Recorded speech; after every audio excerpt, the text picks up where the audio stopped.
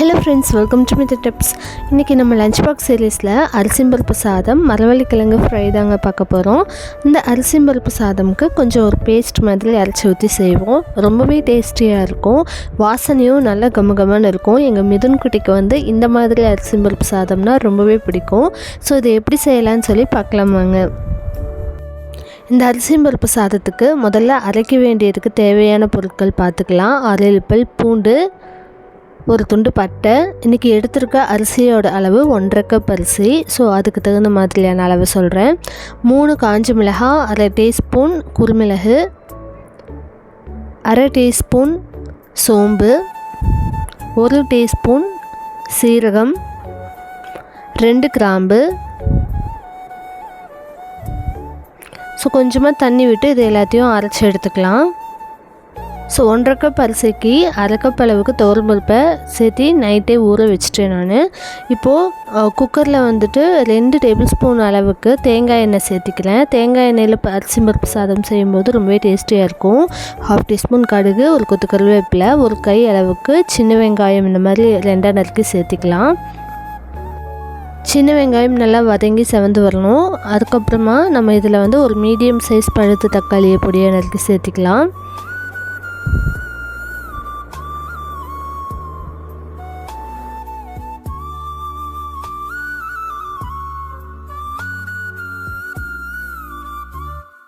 So தக்காளி ஓரளவுக்கு வதங்கினதும் இதில் ஒரு 1/4 டீஸ்பூன் அளவுக்கு மஞ்சள் தூள் சேர்த்திடலாம். அதுக்கப்புறமா நம்ம அரைச்சி வச்சுருக்கிற விழுதையும் சேர்த்திடலாம். இந்த விழுது அரைச்சதுமே பார்த்திங்கன்னா நல்ல ஒரு வாசனையாக இருக்கும். இந்த சாதத்துக்கும் அப்படியே ஒரு ஃப்ளேவர் கொடுக்கும். கொஞ்சமாக அதில் தண்ணி விட்டு அதையும் சேர்த்திடலாம். அதுக்கப்புறமா பச்சை வாசனை போகணும். ஒரு 5 மினிட்ஸ் விட்டுட்டு அந்த பச்சை வாசனை போனதுக்கப்புறமா ஒரு டேபிள் ஸ்பூன் அளவுக்கு துருவின தேங்காய் சேர்த்திக்கோங்க. இது ரொம்பவே டேஸ்ட்டை வந்து ஹைலைட் பண்ணி கொடுக்கும். பொதுவாக அரிசிம்பருப்பு சாதத்தில் வந்து ஒன்றா அந்த குட்டி குட்டி பீசஸாக வந்து தேங்காய் சேர்த்துக்கிட்டாலும் நல்லாயிருக்கும். அப்படி இல்லை இந்த மாதிரி அரைச்சி வைக்கிறதுக்கு வந்து இந்த மாதிரி துருவி போட்டு செஞ்சாலும் ரொம்பவே டேஸ்டியாக இருக்கும். ஸோ எல்லாத்தையும் மிக்ஸ் பண்ணி விட்டு நல்லா அந்த பச்சை வாசனை எல்லாம் போனதுக்கப்புறமா இப்போது நம்ம 1.5 கப் அளவுக்கு அரிசி எடுத்துருந்தோம்னு சொன்னோம் இல்லையா. ஸோ 1 கப் அரிசிக்கு 3 கப் அளவுக்கு தண்ணின்னு வச்சு ஸோ தேவையான அளவுக்கு தண்ணி வச்சாச்சு. அதுக்கப்புறமா நம்ம ஊற வச்சுருந்த அரிசி பருப்பு அதையும் சேர்த்திட்டு கல்லுப்பு தான் நான் சேர்த்திக்குவேன். சேர்த்திட்டு நல்லா கலந்து விட்டு உப்பெல்லாம் சரியாக இருக்குதுன்னு பார்த்துக்குவோம். ஸோ தேவையான அளவுக்கு கல்லுப்பும் சேர்த்தியாச்சு. நல்லா கொதித்து வந்தோடனே உப்பெல்லாம் டேஸ்ட் பண்ணி பார்த்துட்டு மூடி வச்சிடலாம்.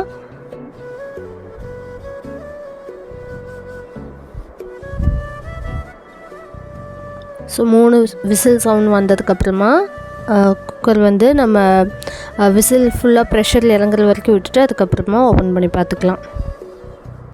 அடுத்தது நம்ம மரவள்ளிக்கிழங்கு ஃப்ரை செய்கிறதுக்கு மரவள்ளிக்கிழங்கு தோல் உரிச்சிட்டு குட்டி குட்டி இந்த மாதிரி பீசஸாக கட் பண்ணி போட்டு ஒரு பெரிய பாத்திரத்தில் தண்ணி கொதிச்சோன்னே இதையும் சேர்த்துட்டு கல்லுப்பு மஞ்சள் தூள் சேர்த்து நல்லா வந்து வேக விட்டுறலாம். நல்லா சாஃப்டாக வெந்ததுக்கப்புறமா அதை தண்ணியை வடித்து எடுத்து வச்சதுக்கப்புறமா பேனில் கொஞ்சமாக எண்ணெய் விட்டுட்டு கடுகு, கடலைப்பருப்பு சேர்த்திக்கலாம். அதுக்கப்புறம் கருவேப்பிலை சேர்த்திக்கலாம். இந்த ஃப்ரை வந்து நம்ம பொட்டேட்டோ ஃப்ரை செய்வோம் இல்லையா, அரிசிம்பருப்பு சாதம் அப்படின்னாலே சைட் டிஷ்க்கு அதுதான் நம்ம மைண்டுக்கு வரும். அதுக்கு பதிலாக ஃபார் அ சேஞ்ச் நான் வந்து மரவள்ளிக்கிழங்கு ஃப்ரை வந்து செஞ்சுருக்கேன், அவ்வளோதான். ஸோ 1/2 டீஸ்பூன் அளவுக்கு குழம்பு மிளகாய் தூள், அதுக்கப்புறம் 1/2 டீஸ்பூன் அளவுக்கு கரம் மசாலா சேர்த்திருக்கேன். இதோட ஸ்மெல் நல்லாயிருக்கும் அப்படிங்கிறதுனால குட்டீஸ் ரொம்ப விரும்பி சாப்பிடுவாங்க இந்த கரம் மசாலா சேர்த்திட்டோம் அப்படின்னாலே. ஸோ எண்ணெயிலேயே இதை சேர்த்திக்கும் போது நம்ம அந்த வேக வச்ச காய் சேர்க்கும் போது கொஞ்சம் மிக்ஸ் ஆகிறதுக்கு ஈஸியாக இருக்கும். அதுக்காக நான் எண்ணெயிலேயே சேர்த்திருக்கேன். ஸோ வேக வச்ச காய் வந்து நம்ம தண்ணியை உடைச்சிட்டு வச்சுருந்தோம், அதை வந்து இது கூட சேர்த்திடலாம். நம்ம உப்பு போட்டு வேக வச்சதுனால நான் இதில் வந்து உப்பு சேர்த்திக்கல. இன்கேஸ் உங்களுக்கு ஏதாவது உப்பு பத்தலை அப்படின்னா கூட திரும்ப இதில் சேர்த்திக்கலாம். ஃப்ரை பண்ணும்போது சேர்த்தி விட்டுருங்க. இது ஒரு மீடியம் ஃப்ளேம்லேயே வச்சு நல்லா கிளறி விட்டு ஒரு 10 மினிட்ஸ் வச்சுருந்திங்கன்னா அந்த பச்சை வாசனை எல்லாம் போயிடும். அவ்வளோதான், நம்ம வந்து ஸ்டவ் ஆஃப் பண்ணிவிட்டு இதை எடுத்து வச்சிடலாம். இது ரொம்ப டைம்லாம் எடுத்துக்காது. மரவள்ளிக்கிழங்கு வந்து இன்கேஸ் உங்களுக்கு காலையில் எழுந்திரிச்சு கட் பண்ணுறதுக்கு டஃப்பாக இருக்குதுன்னு ஃபீல் பண்ணால் கூட நீங்கள் நைட்டே கட் பண்ணி ஒரு தண்ணிக்குள்ளே போட்டு ஒரு பாத்திரத்தில் உள்ளே வச்சுக்கலாம் ஃப்ரிட்ஜில். ஸோ யூஸ்வலாக ஒரே மாதிரியான அரிசி பருப்பு சாதம் அப்படின்னா பொட்டேட்டோ ஃப்ரை செய்கிறதுக்கு பதிலாக நான் இந்த மரவள்ளிக்கிழங்கு வந்து செஞ்சுருக்கேன். மரவள்ளிக்கிழங்கு வந்து நிறைய டைப் ஆஃப் ஃப்ரைஸ் வந்து நம்ம செய்யலாம். இது நம்ம காலையில் அவசரமாக செய்கிறதுக்கு இது ரொம்பவே சிம்பிளாக இருக்குது அப்படிங்கிறதுனால நான் இதை வந்து செஞ்சுருக்கேன். அதே மாதிரி இந்த அரிசி பருப்பு சாதம் செஞ்சுட்டு இந்த மாதிரி குக்கரை ஓப்பன் பண்ணும்போதே அவ்வளோ அப்படியே வீடே ஃபுல்லாக நல்ல வாசனையாக இருக்கும். ஏன்னா இதில் நம்ம சேர்த்திருக்க இன்க்ரீடியன்ட்ஸ் அந்த மாதிரி நல்ல வாசனையாக இருக்கும்.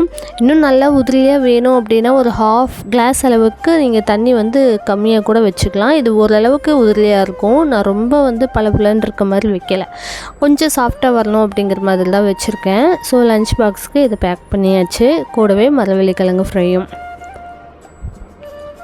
ஸோ இந்த சிம்பிள் அண்ட் டேஸ்டியான ரெசிபியை நீங்களும் ட்ரை பண்ணி பார்த்துட்டு எப்படி வந்துச்சுன்னு சொல்லி கீழே கமெண்ட் பண்ணுங்கள். தேங்க்யூ.